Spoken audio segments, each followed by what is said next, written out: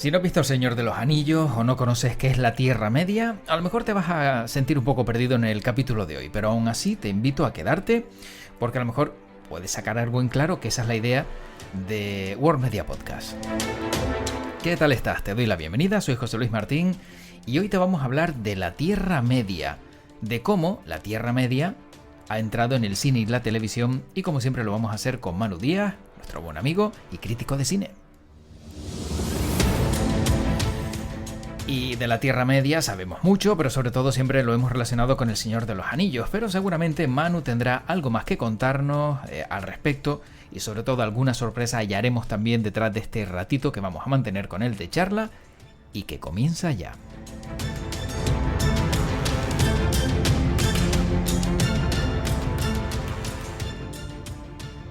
Y de todas estas historias nos va a hablar Manu Díaz, que ya tenemos al otro lado. Manu, ¿qué tal? ¿Cómo estás? Pues encantado de estar una vez más por aquí y bueno, en este caso vamos a hacer un viaje largo, aunque como decía su autor, de ida y vuelta. De ida y vuelta, pero ahora los viajes para nosotros, en esta época que nos ha tocado vivir, un viaje largo, pues hombre, sitúalo en 40 minutos. La gente se cansa enseguida. Los viajes de la Tierra Media eran mucho más largos, ¿verdad, Manu? Efectivamente, bueno, y además nosotros que vivimos en islas, pues ya más en isla pequeña, pues más, el sentido de la distancia lo tenemos atrofiado Hmm. con respecto a gente que vive en continente. Pero bueno, y efectivamente, claro, estamos hablando de un sentido del viaje que nos retrotrae a una época en la que para viajar o utilizaba algún tipo de tracción animal o ibas caminando. Entonces, las distancias eran aún mayores y se medían de otra manera y digamos los saltos de un pueblo a otro pues casi que eran un salto de una cultura a otra y eso pues quedaba muy marcado digamos en esa idea de los choques culturales entre vecinos. Hoy en día pues la globalización pues ha eliminado un poquito ese concepto. Manu, ¿por qué tiene tanta magia la Tierra Media? ¿Por qué todas estas historias son tan atractivas?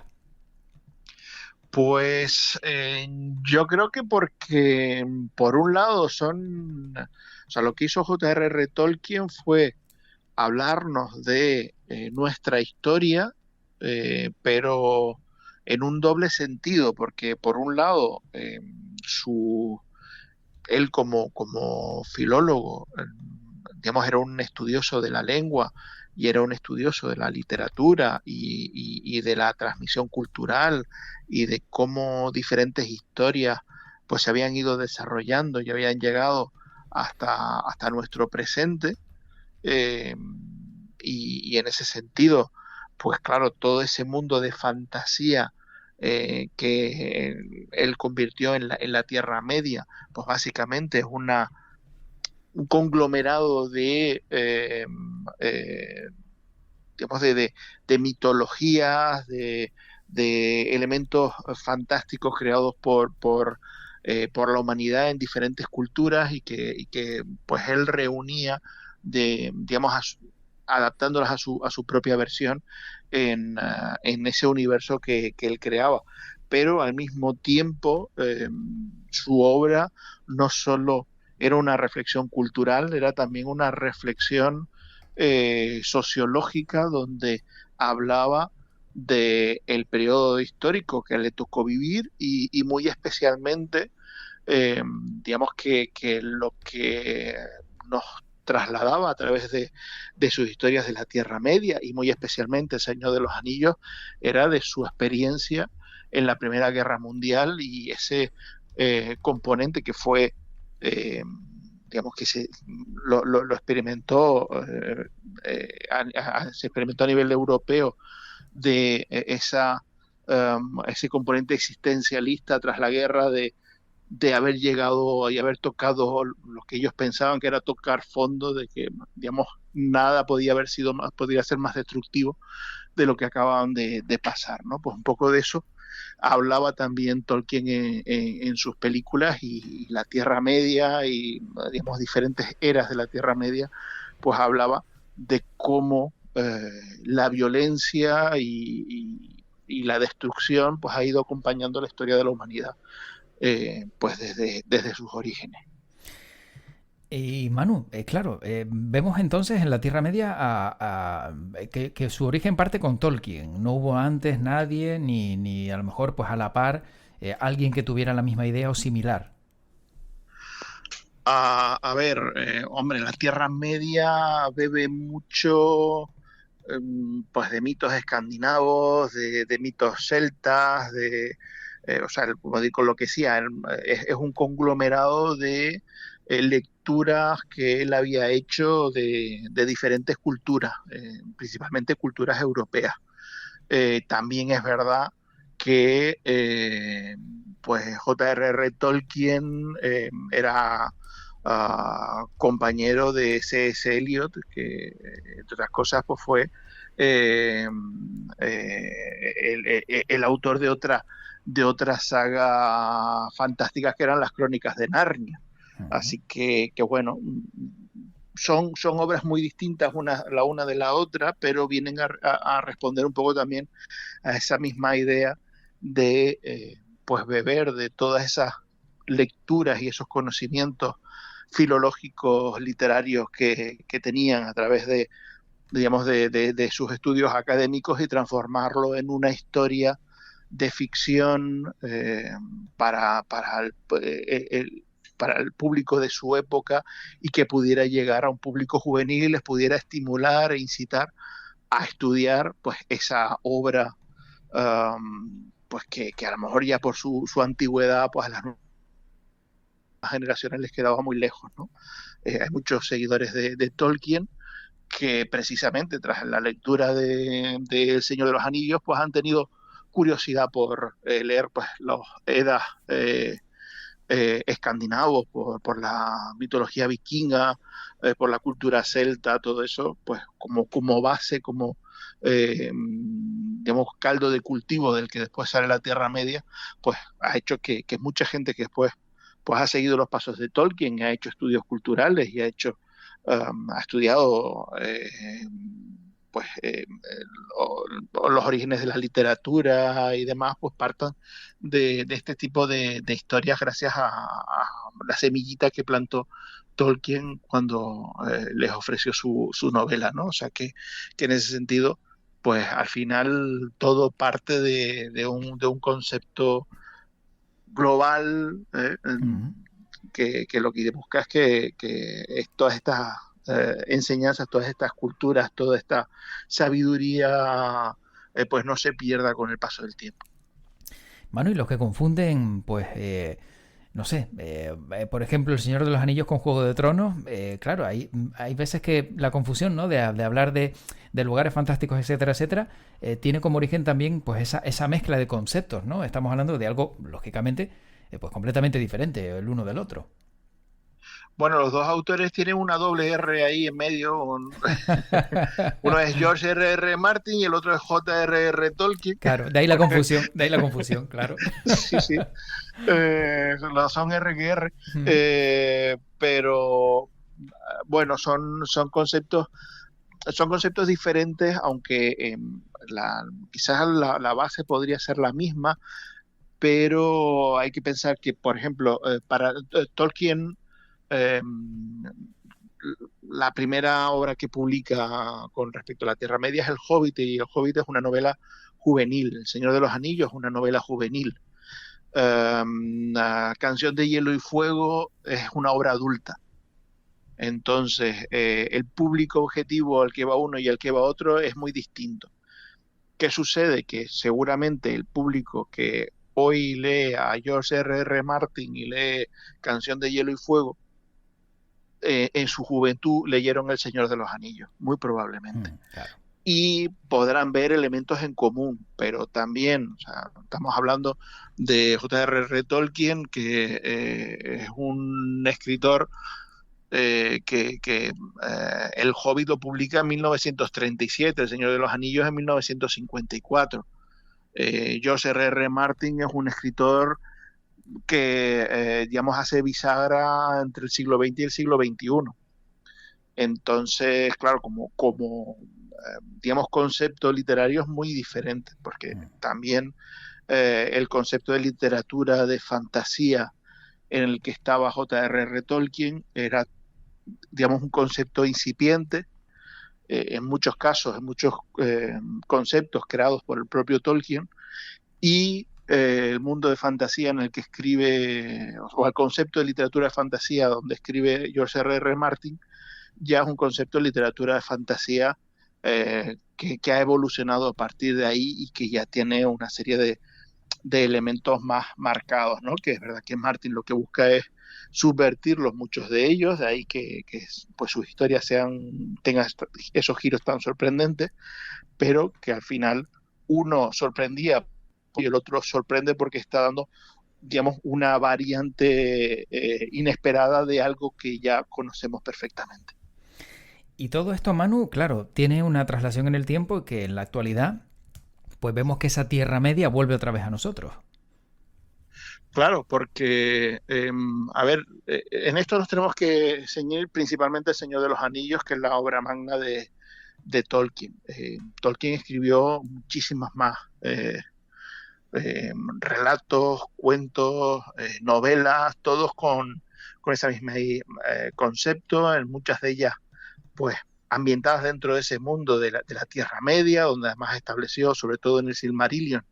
Silmarillion es como una especie de mapa temporal de la Tierra Media, donde nos habla no solo de los diferentes pueblos que hay, sino cómo surgen, cómo evolucionan, un poco la línea genealógica de sus personajes, todos los espacios geográficos que ocupan dentro de la Tierra Media.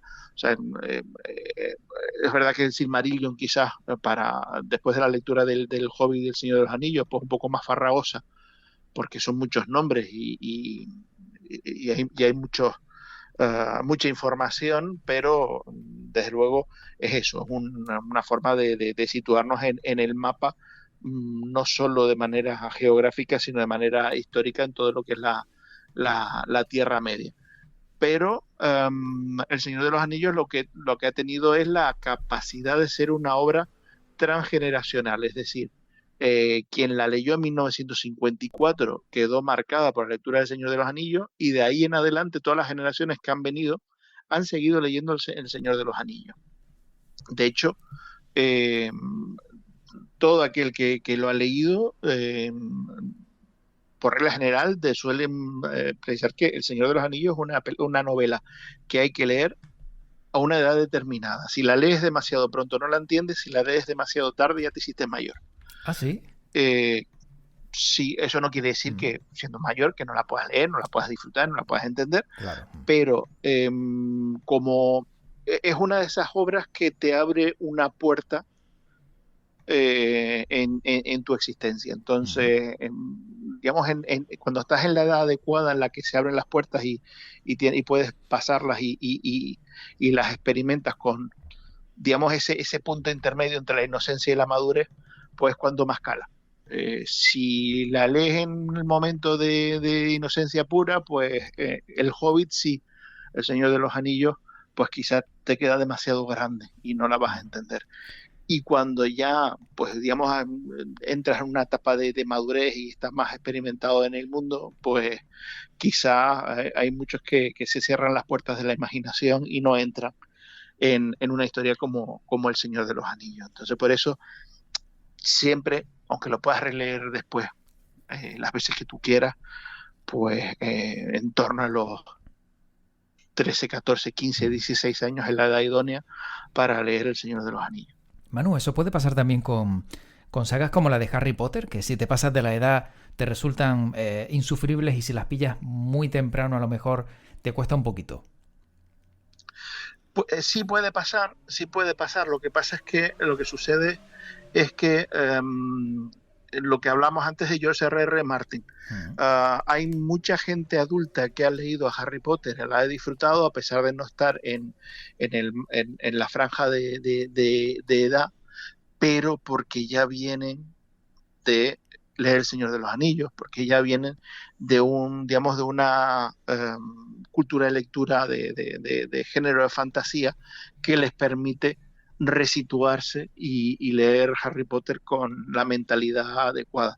Si pues un poco tu líneas de lectura pues van más por un tipo de literatura de corte realista, no sé, dramas o películas de corte, libros de corte romántico o de tipo histórico, pero histórico sin elementos de fantasía, a lo mejor Mm. te cuesta más, Claro. porque el mundo de la fantasía es algo que si no lo mantenemos el fuego avivado a medida que vamos madurando, lo vamos perdiendo. Y eso es lo que pasa con esta historia, Ramón. Si se nos apaga la hoguerita de la fantasía Claro. y vamos a leer Harry Potter, pues nos va a aparecer un muermo. Y además un muermo gordo, porque son nada más tochacos de libro. Claro. Igual que pasa con El Señor de los Anillos. Si vas a leer El Señor de los Anillos, pero ya, digamos que tu espíritu de aventura y de fantasía pues se ha apagado, pues no, las primeras 20 páginas te van a parecer insufribles. Qué importante, Manu, lo que acabas de decir, el mantener la llama de la imaginación viva, ¿no? Aunque tengamos una edad, por lo menos abrir la puerta y decir, oye, vamos a creernos un poquito en parte esto para poder introducirnos en la historia, porque si no, si nos cerramos en banda, esto es imposible, esto no se puede hacer, esto es una chorrada, y claro, llega un punto en el que todo eso tampoco creo que sea bueno para nuestra mente, para nuestra cabecita. Efectivamente, al fin y al cabo, bueno, la fantasía es verdad que es algo que nos permite tener una mente abierta a lo inesperado, a lo desconocido, a los giros que pueda dar nuestra asistencia sin nosotros tenerlo previsto. Pero también es una forma de lo que decíamos antes de cómo Tolkien hablaba de la Primera Guerra Mundial en utilizando eh, batallas, digamos, situadas en las eras oscuras, ¿no? Mm. Es convertir la fantasía en una metáfora también de nuestra realidad, donde a veces cosas que pueden ser dolorosas de contar o pueden ser muy duras de expresar o a lo mejor no tener digamos, el atractivo como para interesar al lector, eh, a través de la fantasía, pues les presentas ese componente de una manera más atractiva, ¿no? Dando otro salto, pues eso, en la década de los 60 en Estados Unidos estaba pasando una crisis social y política gravísima, Mm. y sale una serie como Star Trek y a través de los viajes espaciales pues pueden hablar de cosas que están pasando a pie de calle, pero a pie de calle no se pueden mencionar, pero con, digamos, el adorno Claro. de las naves espaciales, pues sí, pues con El Señor de los Anillos pasaba lo mismo, ¿no? Hay cosas que a lo mejor directamente no se podía hablar de manera tan abierta, pero con la excusa un poco el disfraz de la fantasía, pues sí se podía, ¿no? Manu, para ir acabando, con esta nueva Tierra Media, vamos a decirlo así, vamos a perdernos también con nombres, con cruces de personajes, porque claro, antes lo contabas, ¿no?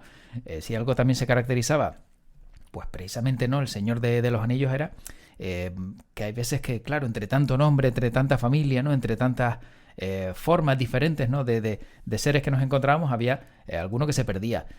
¿Podría ser que pueda pasar lo mismo con esta Tierra Media? Sí, pero bueno, forma parte del juego también. Claro. Bueno, en esa evolución de la Tierra Media, es verdad que durante mucho tiempo, durante décadas, la Tierra Media fue territorio literario. Con la llegada, es verdad que se había hecho alguna adaptación del Hobbit, alguna adaptación del Señor de los Anillos, pero sin terminar de completar todo el ciclo. O sea, digamos, a nivel audiovisual se había resistido. la llegada de Peter Jackson, es verdad que con su trilogía del Señor de los Anillos, después su trilogía del Hobbit y después ya ahora, más adelante, pues otras series que se desligan un poco, pero que siguen metidas dentro de la Tierra Media, como Los Anillos del Poder, o ahora por las nuevas versiones que están sacando, como La Guerra de los Rosquírrimos, o lo que está por llegar a, digamos, películas pues centradas en el personaje de Gollum y todo eso, lo que hacen es, digamos, dar un acceso a la Tierra Media a través del cine que antes solo lo teníamos a través de la literatura. Es verdad que el cine allana mucho porque la literatura te permite a lo mejor una mayor complejidad de nombres, de personajes, de lugares, porque al final el papel pues te permite volver atrás y volver a resituarte y el cine va siempre hacia adelante. Pero bueno, digamos que la Tierra Media se ha ido evolucionando más allá de Tolkien. Por ejemplo, Tolkien como lingüista pues creó diferentes idiomas para su Tierra Media. El élfico lo creó para su Tierra Media, pero a día de hoy hay lingüistas que siguen desarrollando el élfico que creó Tolkien. O sea, si hay lingüistas, si hay profesionales que siguen desarrollando aquellos elementos que creó Tolkien, pues evidentemente el resto de la Tierra Media también puede seguir evolucionando. ¿Que nos vamos a tener que aprender más nombres? Sí, nos vamos a tener que aprender más nombres, pero piensa que eso siempre ayuda a combatir el Alzheimer en etapas previas. Uf, pues macho, es que son tantos nombres que yo no sé si es que te va a dar más angustia el no aprendértelos y pensar que tienes Alzheimer que lo vayas a combatir, porque es que es una barbaridad, ¿eh? Pero bueno, oye, todo es ponerse, todo es ponerse. Manu, para acabar, para ti, estirar demasiado el chicle de todas estas historias, de decir, bueno, pues que si el Hobbit, que si una precuela, que si un spin-off, que si esto o lo otro, ¿crees que a lo mejor, no sé, deberíamos dejarlo todo en el paquete original y evitar todas estas ramificaciones? ¿O para ti necesarias e incluso importantes tener pues nuevas versiones de todos estos protagonistas que hemos visto? Yo creo que es importante que continúe porque por lo que hablábamos antes, o sea, la diferencia entre una lengua viva y una lengua muerta es que la lengua muerta no evoluciona, no cambia. Entonces, si nos quedáramos solo con lo que creó Tolkien, que es muchísimo, o sea, cuando nos quedamos, normalmente pensamos Tolkien y pensamos El Señor de los Anillos, pensamos El Hobbit, alguno llega hasta el Silmarillion, pero hay muchísimo más dentro del legado que nos ha dejado Tolkien. O sea, que realmente nos podríamos quedar solo con eso y tendríamos para casi completar una vida, pero claro, pero sería ya un círculo cerrado. Lo que ha hecho que nuevos escritores, que nuevos filólogos, lingüistas, que cineastas pues se hayan introducido en la Tierra Media y hayan cogido lo que ha hecho Tolkien y lo hayan hecho avanzar y lo sigan desarrollando y sigan trabajando en eso, pues lo que permite es que la Tierra Media siga viva y claro, siga siendo un elemento en evolución. Y yo creo que todo aquello que tiene evolución, pues siempre nos permitirá verlo como algo vivo, que siempre podemos echar la mirada atrás y recuperar el pasado, pero al fin y al cabo lo de Tolkien era un viaje de aventura. Y la aventura siempre está en lo desconocido, lo que todavía tenemos que explorar. Así que yo espero que todavía nos quede mucha Tierra Media por explorar, por crear, por inventar y que esa llama de la fantasía pues siga ardiendo. Bueno, pues que siga ardiendo esa llama y, Manu, yo siempre para acabar te digo que tu podcast te acompañe, pero yo no sé si hay alguna frase mítica o conocida de la Tierra Media que también sirva como cierre. Bueno, pues te podríamos decir que si estuviéramos en el concilio de Elrond, pues que puedes contar con mi podcast. Bien llevado y bien traído. Muy bien, perfecto. Bueno, quedamos con ese. Manu, como siempre, un placer escucharte. Gracias por estas historias fantásticas. Y bueno, la veremos, habrá que verla, sin duda habrá que verla porque ya con todo lo que nos has contado siempre se genera ese gusanillo de ese, oye, venga, aquí hay algo que tiene chicha y hay que verlo. Así que como siempre, Manu, gracias por tu recomendación y nos quedamos con tu frase. Perfecto. Hasta otro encuentro. Efectivamente, un abrazo, cuídate. Un abrazo. Pues finalmente has podido comprobar que hemos pasado un buen rato con Manu y como siempre sacamos algo en claro, ¿no?, de todo lo que nos cuenta, y en este caso sabemos un poco más también de cómo llegó pues todo ese universo ficticio de la Tierra Media, tanto al cine como a la televisión. Y de la Tierra Media a otro podcast que vas a poder encontrar en World Media, ya sabes, siguiendo todos los capítulos que tenemos de aquí para atrás, que son muchísimos, son más de 200, que hemos ido grabando relacionados con el mundo del cine, de la música y de otros asuntos que seguro te van a gustar. Alguno de ellos te gustará. Recuerda que nos puedes seguir en iVoox, en Spotify, en todas las plataformas de audio, y que también si nos dejas una reseña o algún comentario o algún me gusta, pues también nos vendrá bien para seguir creciendo, o si lo quieres compartir, encantado de que lo hagas. Te espero en un siguiente capítulo. Te deseo como siempre lo mejor y como siempre le digo a Manu, ahora te lo digo a ti, que tu podcast te acompañe. Chao.